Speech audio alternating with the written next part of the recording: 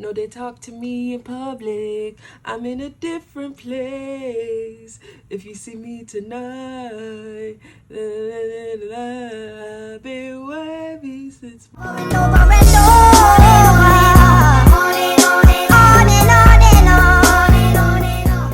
y'all. What do I care? Connecting people with policy, policy, policy, policy, policy, policy. Daily dose of chapstick, y'all. Keep your lips unchapped. Alright, y'all. Before we begin, make sure you press that subscribe button, like, comment, share, turn off. I said turn off. No, turn on. Turn on post notifications so you're notified whenever I post a new video, and follow me on my social media, guys. That's where the announcements go on, because we have something good cooking.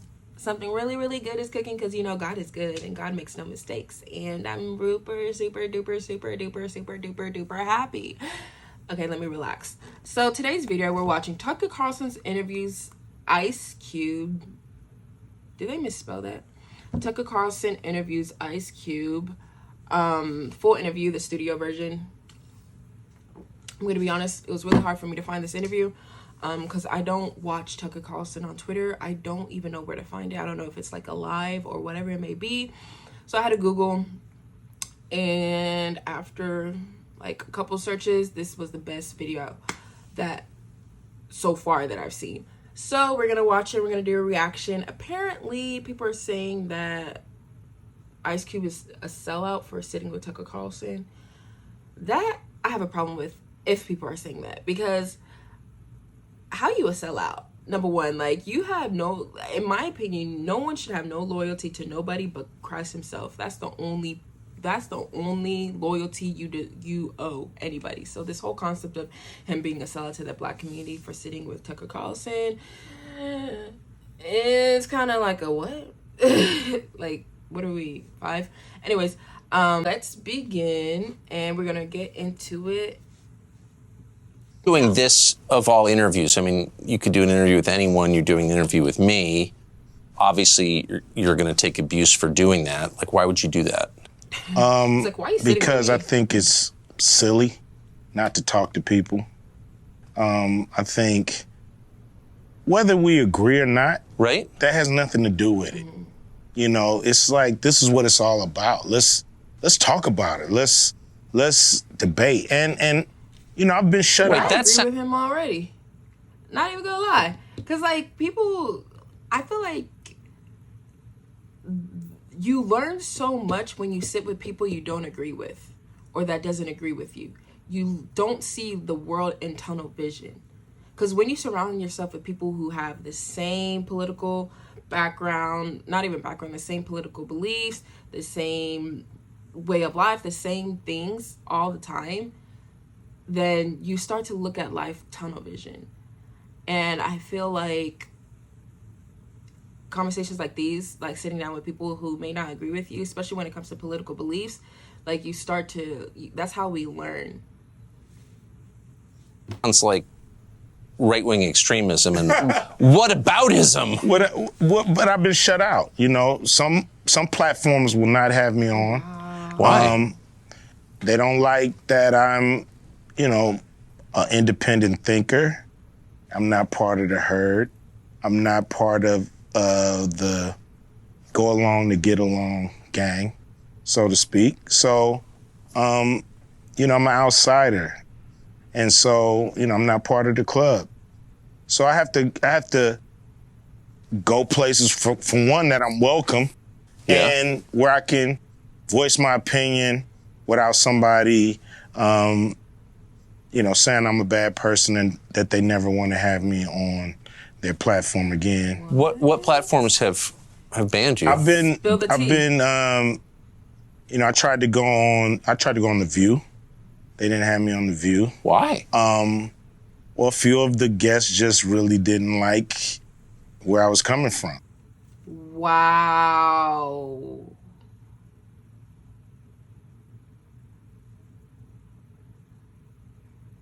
Yeah, that's messed up.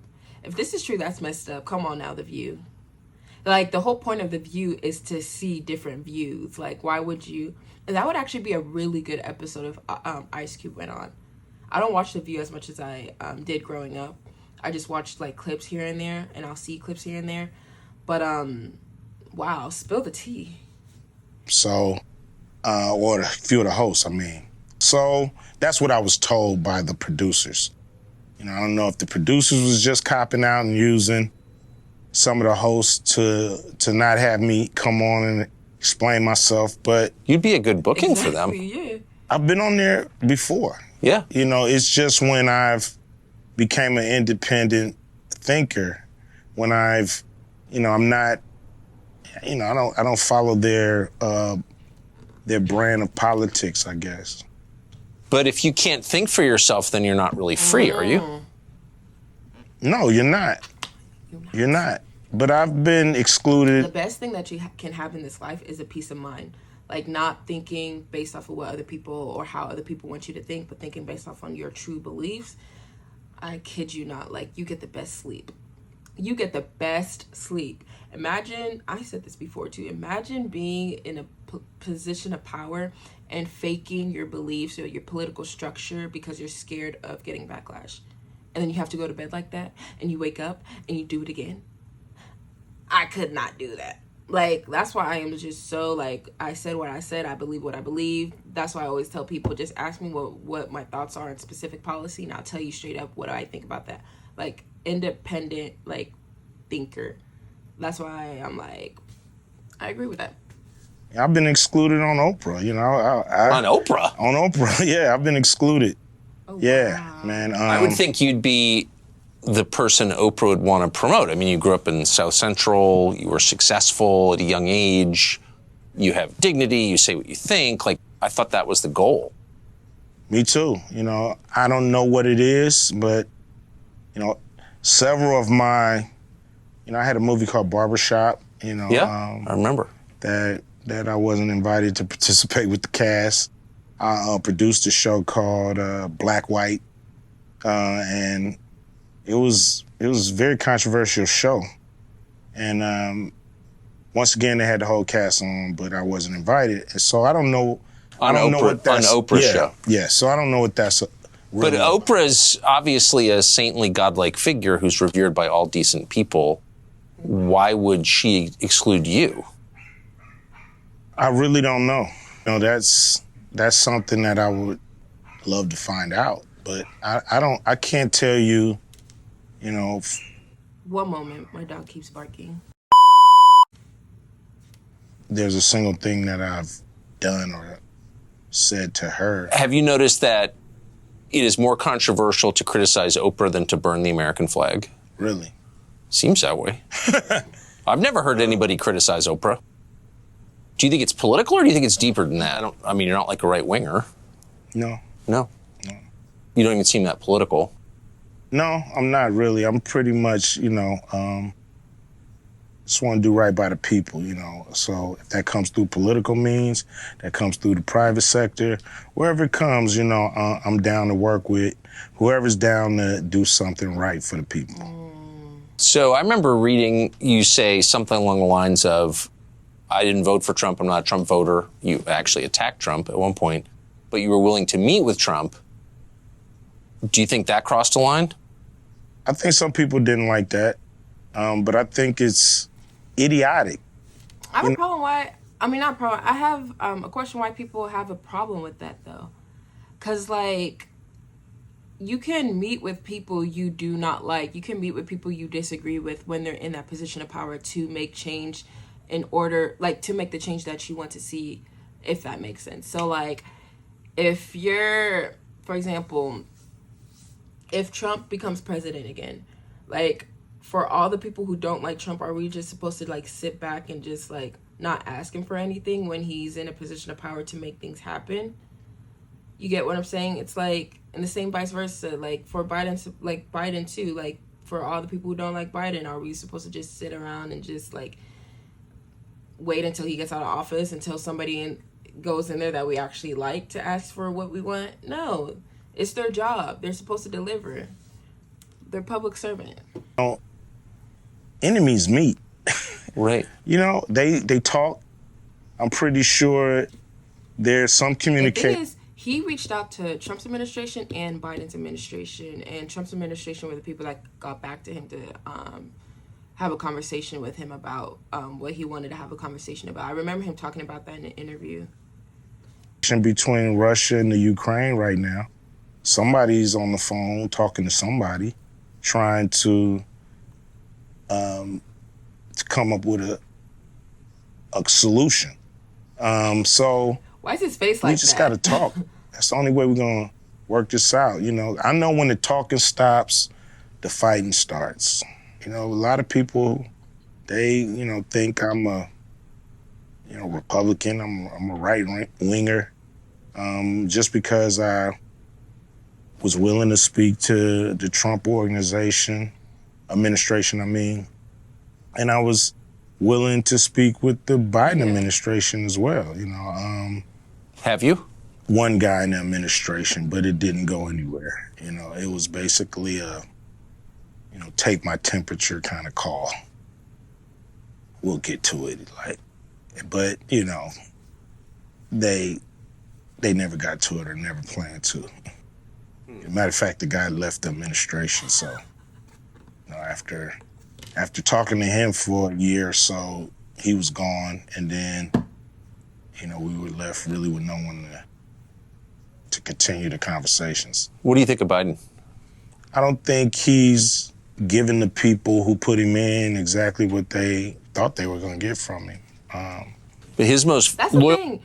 Ice Cube, he's not saying anything we don't already know, like that we already think. Like a lot of black folks think that. Like they're really thinking like, wow, we put this man in office and what did we get in return? Like that's just a given fact. Sorry, not sorry.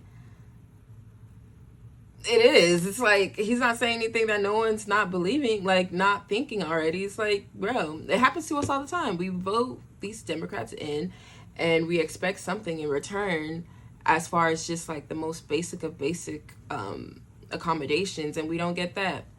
And so election comes around again, they start to come back around to the South and in black communities and try to gather us to vote and feed us certain things. That's like, come on now. Did he lie? Voters, according to the polls anyway, are black voters, particularly black women. Mm-hmm. And those numbers don't seem to change. So no matter what happens or doesn't happen. So do you expect they ever will change? Whether they become independents and not vote for anybody. I think they're going to change. I think 2024, the DNC is going to be in for a rude awakening when it comes to black voting turnout.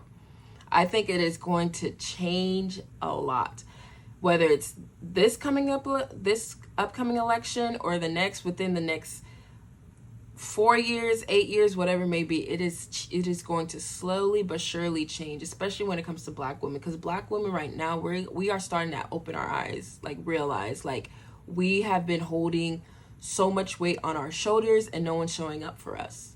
The Republicans aren't showing up for us and the Democrats aren't showing up for us. And so we are starting to like put our foot down. We're starting to see certain things, period.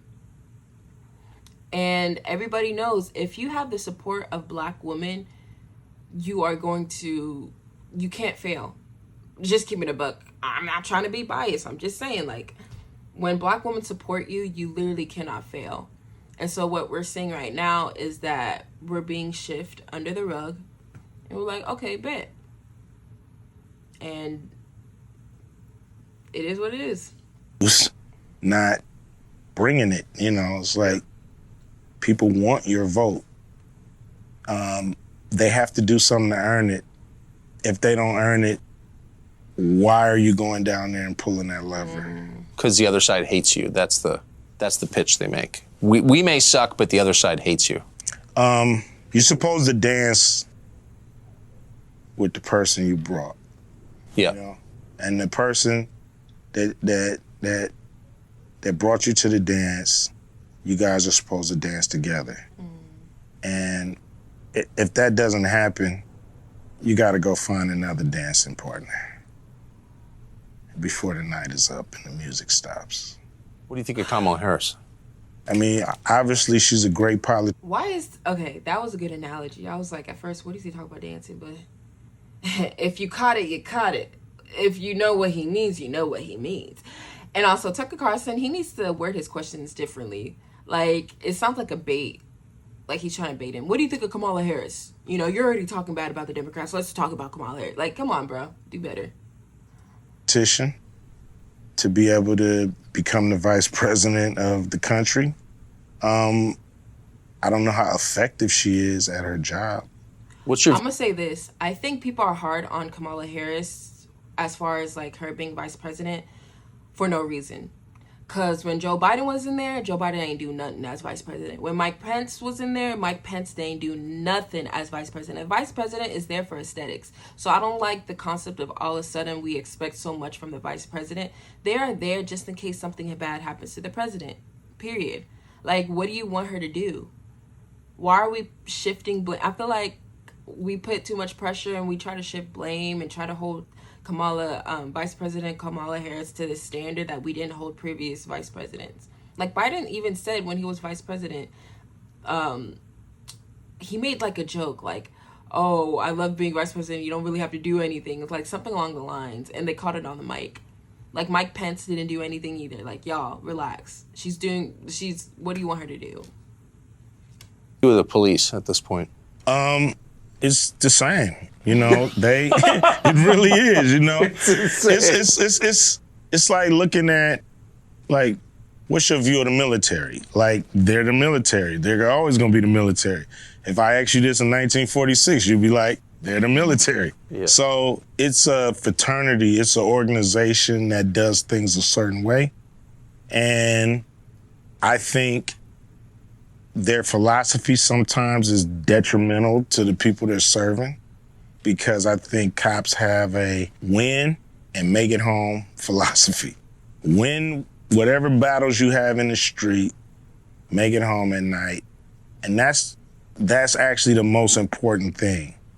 And everything else, people's rights, doing things the right way, you know, being totally fair and square all the time and not, you know, being a little aggressive, you know, all that comes second to win the encounter, make it home at night.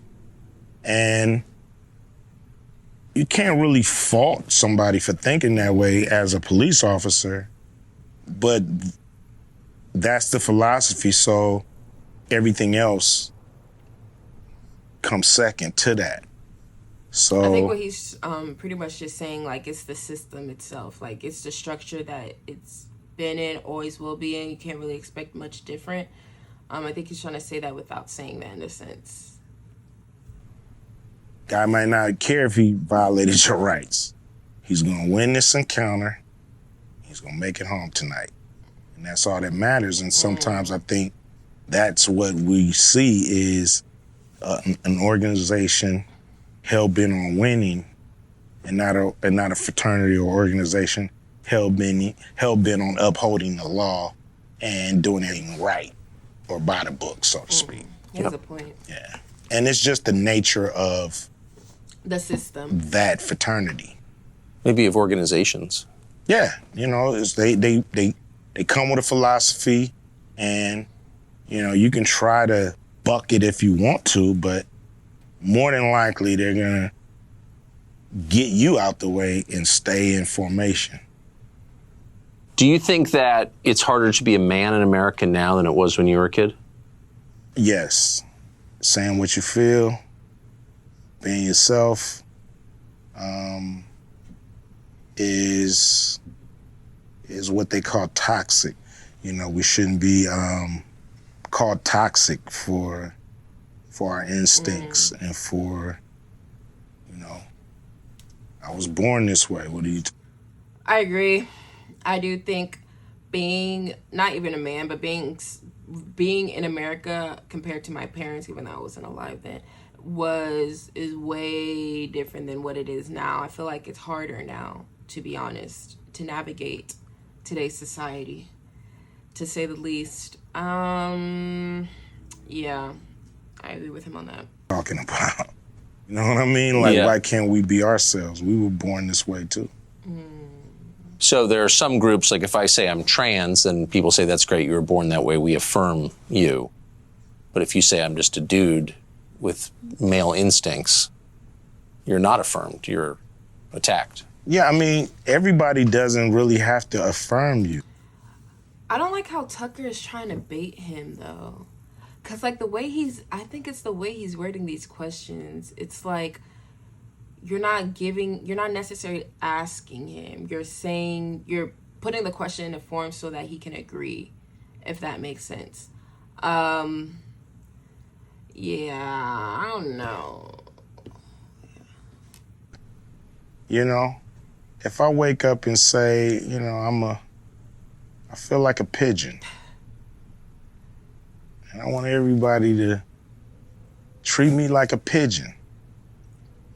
Some people may say, whatever, Q, we treat you like a pigeon. But some people may choose to be like, dude, no. That's your world. Yeah. I'm not part of it. I have to be ready for that. It's a big world out here. Everybody doesn't have to adhere to me. That's called narcissism, right? Yeah, it seems like That's called narcissism, right? Yeah. Seems like you're trying to bend the universe To your will. to your will. And it don't work like that. We've been talking almost all day now. You haven't mentioned race a single time. We've mentioned economics, rich and poor, a number of times. Do you think that we overplay the role of racial conflict in American life? Yes. I think race, it takes up too much space. I think when it comes to race, I think we don't acknowledge it, though. I think that's why it's so hard for a lot of people to not bring up race, because they felt like it was never acknowledged. Race plays a big part, in my opinion, with economic disadvantages and disparities. I think that I understand where a lot of Republicans try to, like, okay, we have to move on, we have to move forward, and this, that, and the third. Which is true, but it's like you're trying to move forward from something that was never acknowledged. You're trying to move forward from something that was never, like, dealt with. So you can't really expect Black folks, specifically, to just want to, like, oh, giddy up cowboy. It's like, it's kind of, that's like, that's why, I feel like that's where the disconnect is always at within conversation. I think that's why it's always going to be, well, I shouldn't say that. That's not being very optimistic. That's being pessimistic. I was going to say something that was not very positive, and I'm trying to change what I put out there. But I think we just can't, I feel like the disconnect is there because we continue to overlook, like, what each side, not necessarily side, but what people are trying to, like, express. Like, if Black folks are saying we never felt acknowledged, it's hard for us to move on because A, B, and C. And then we have other people telling Black folks, okay, well, that's life, just move on, and this and the third. It's like, bro, we're just talking in circles at this point. There's people that we all have in our lives who are same race that we can't stand. And there's people in our lives from other races that we get along with way better. So it's not about race. It's not about color and gender and this and that. It's about who do you connect with? You know, who do you vibrate with? You know what I mean? Who's on the same wavelength? Who wants to be the same kind of person? Who wants to do the right thing when you want to do the right thing? That's who you connect with. So I think a lot of people make a lot of money off of the racists fighting against each other and bickering. And they the ones who push it in our face all the time that we're separate. And does feel He like dropped a gem there. He dropped a gem there. I do believe there are people instilled. People make money off of division. People make money off of us being divided, not even with race, but with class, with age, with political party specifically. People make money off of other people's shortcomings and other people's struggles and other people's division. And he makes a solid point. there's more of that, doesn't there? Yeah, it seems like it's like you're stuck in a bad movie and you can't get out. Like you can't find the exit and it continues to play on the screen and you're just running around looking for the exit and this bad movie continues to just haunt you day by day by day by day. You know, that's what we're caught in. A never-ending, winless battle of, of race and color, and we're worried about, where you're from, and, hip hop. What's great about hip hop, like, it was a saying in hip hop, early hip hop. I think Rakim coined this phrase. It ain't where you from, it's where you at. And it's so true. It's not about where you come from. It's about where you at right now. I'm not imagining that this stuff is being pushed on us, right? No. Much more than in, say, 1986. Yes, I think so. Because in 1986, you had... honest, I get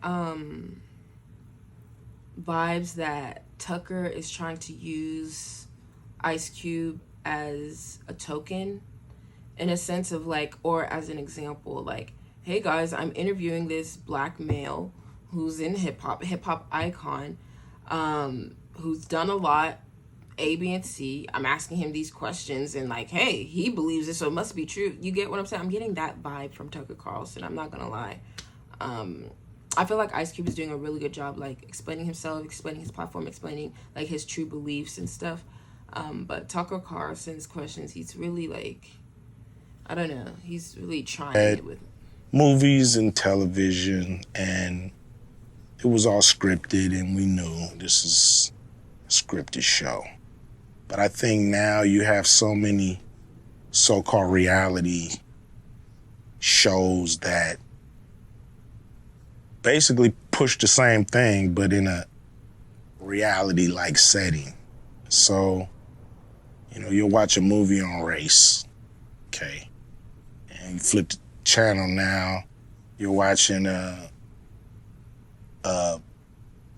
somewhat like documentary reality show that's highlighting and magnifying race and status and where you belong in this country and where you don't. And, we're highlighting the bad guys here. We're highlighting the good guys, It's always really showing controversy and pitting each other against each other. And with the reality shows, controversy sells. So they're not showing people getting along. What they want to get to is the fight, the conflict, the argument, the throwing of the bottles, the turmoil, the differences.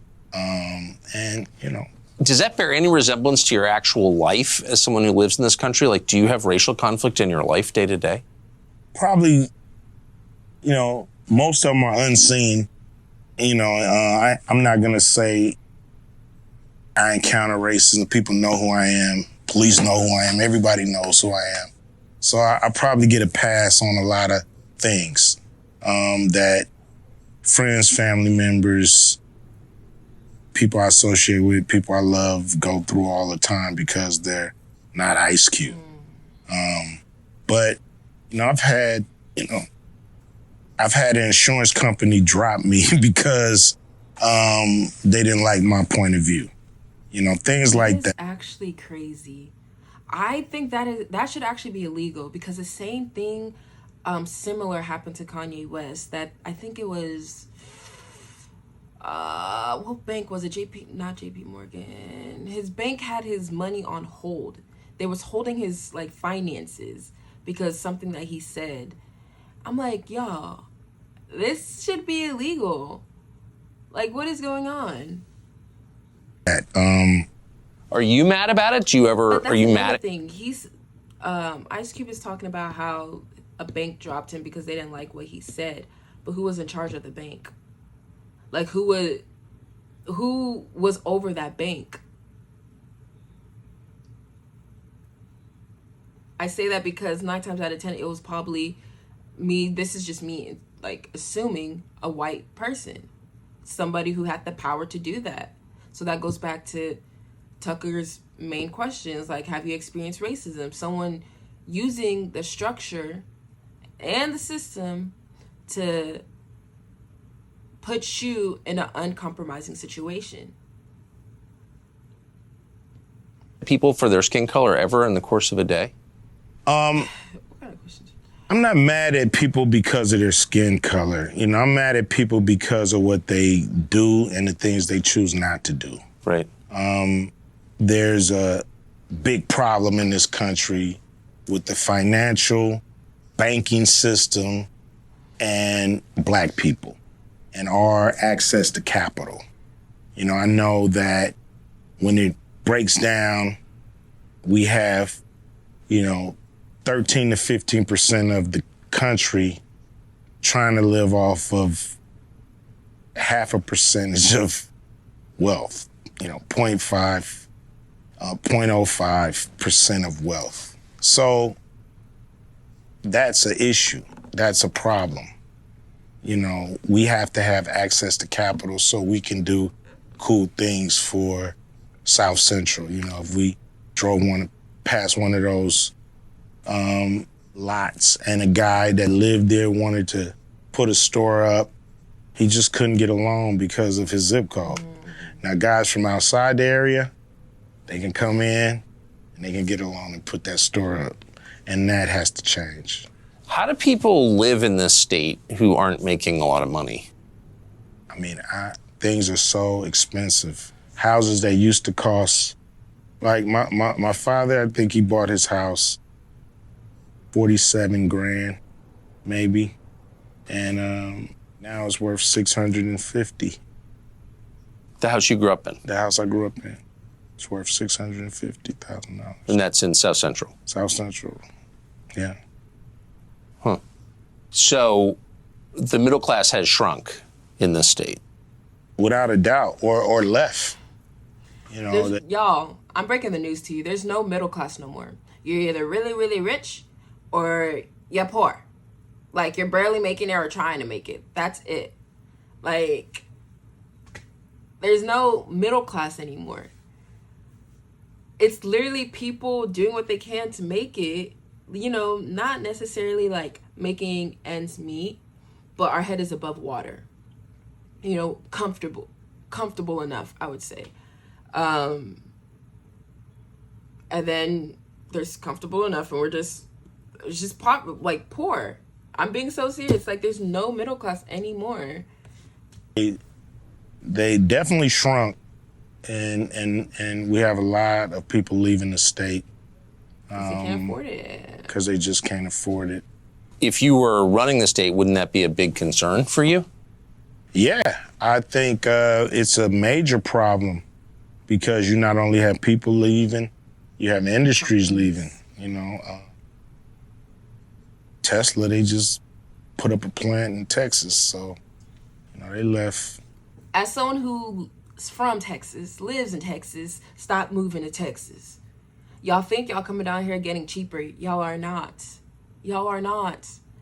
The more y'all move down here, the more expensive it becomes. Because even people from northeast, like, I know one of my sister's friends, I think she was from Chicago or something. She moved to Texas and she was like, I thought it was going to be cheaper here. This is pretty much the same. Like, rent is pretty much the same down here than it is in the northeast area, sort of say. Like, people keep moving out here thinking it's cheaper. It's not cheaper, y'all. It is not cheaper. The only good thing about Texas mainly is, like, no state taxes. I say that to say Oklahoma's empty. If you want cheap, go to Oklahoma. They literally have apartments for $500-$600. Go to Oklahoma. I don't want to live in Oklahoma. Okay, well, that's too bad. We're full. Literally. They left California, and many, many big companies have left California. I've noticed something weird. I've never been a big hip hop fan, but I've met a bunch of hip hop performers. Yeah. And they're all pretty open-minded, way more open-minded than, say, your average college professor. I wouldn't have expected that. Why do you think that is? College professors, they all want their jobs. And if their staff or administration is saying, hey, we think this way at this college, sometimes they understand what that is and they stick to those guidelines. Rappers, we're free spirits for the most part. Some of us who are not locked down to these crazy contracts, but we know doing things the way they were done in the past hasn't really gotten us as far along as a people as we have wanted. So we tend to break the mold. We tend to be disruptors. We tend to not wait for an invitation to the party. We tend to either come in through the window, you know what I mean, or kick the front door down. But we're coming to the party. So that's how we've actually been able to gain success, because everybody wants you to be in your little hole. Everybody wants you to stay in your lane and all that stupid stuff. And as soon as I hear that, I'm out of my lane immediately. But you should stay in your lane, don't you think? No. If I would have stayed in my lane, I wouldn't be here. I would still be in South Central Los Angeles, not following my dreams. So you're not surprised that rappers tend to be more open-minded at all? Not at all. Not at all. Because they want to go for it. They want new experiences. They want to carve their own path. And, they're not going to conform. They're not going to conform because that gets you nowhere. You'll hear people say the news is full of lies. In Kennedy's motorcade, 239 people cell death of Jeffrey Epstein. Well, that's the end of it, y'all. I was like, where did that come from? Whew. That was a really heavy interview. I have a lot of thoughts, but I want to know your thoughts in the comments down below. I feel like Ice Cube, he really does give independent thinker vibes. He gives very much like, I'm not tied to no one. I'm going to say what I believe. If you don't like it, if you do, that's cool too. I was very surprised that his experience with The View was that. I think it's kind of like sad, and it's kind of like, it sucks too to know, because that really could be anybody, in a sense of just being shut out from certain spaces because of your certain beliefs or the way you think. I think that's unfortunate. I really hope and pray that we, refrain from that type of behavior, that we do not make that a norm in this country, because one thing that the biggest power we have in this country is free speech, being able to say what you want. Obviously, you can say what you want, but there's going to be repercussions. But just like, I don't know, I just don't think that he should be called a sellout for sitting with Tucker Carlson, someone he may disagree with. I think that does more harm than good. Like, that's us being divisive. I don't think that's, it's not very proactive, y'all. Like, we're literally all we have, regardless of your background, party affiliation, and so forth. Like, us as a people, we are literally all we have. And God, obviously, God is the foundation. But maneuvering in this fallen world, I truly believe God put us all together to get through it together. You get me? But yeah, Comment down below your thoughts. Be sure to like, comment, and subscribe. Follow me on my social media. Turn on post notifications so you're notified whenever I post a new video. I appreciate y'all all. I love y'all all. Y'all have a beautiful, beautiful, blessed day. God bless you. And this is Uruguay Connecting People with Policy. Toodles.